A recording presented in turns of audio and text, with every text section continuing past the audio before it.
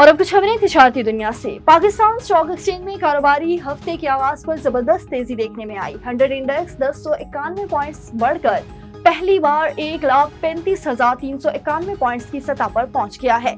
Trending के दौरान सरमायाकारों की जानिब से हसस की भरपूर खरीदारी देखी जा रही है। खास तौर पर बैंकिंग, तवानाई और टेक्नोलॉजी के शोबों में मुस्बत सरगर्मी आई है। माशी इशारियों में बेहतरी, IMF की जानिब से मुस्बत इशारे और रुपए की कदर में इस्तेहकाम ने मार्केट को सहारा दिया है। सोने की कीमत में मजीद इजाफे होने से आलमी और मकामी मार्केटों में सोना मजीद महंगा हो गया। बैनुल-अक़वामी बिलियन मार्केट में फी ऑन सोने की कीमत $11 के इजाफे से $3,356 की सतह पर आने के बायस मकामी सराफा मार्केटों में हफ्ते को भी सोने की कीमतों में इजाफे का तसलसल बरकरार रहा। नई कीमतों के मुताबिक मकामी सतह पर 24 कैरात के हामिल फी तोला सोने की कीमत $1,100 की इजाफे से $3,58,100 की सतह पर आ गया और फी 10 ग्राम सोने की कीमत में $944 बढ़कर $3,07,013 की सतह पर आ गई है। और यूनाइटेड बिजनेस ग्रुप की मरकजी कोर कमेटी ने मुल्की सतह पर तंजीमी ढांचा मजबूत बनाने के लिए अहम ओहदेदारों की तकर्रियों की मंजूरी दे दी है।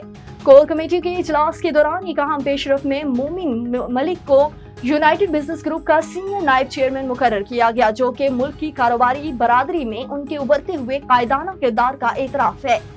इलाकाई सतह पर UGB की मौजूदगी को मजीद मुस्तहकम करने के लिए हाजी गुलाम फारूक को chairman United business group Balochistan मुकर्रर किया गया और उन्हें कोर कमेटी का कारकुन भी बनाया गया, जो सूबे में ग्रुप के असर में इजाफे का बायस बनेगा।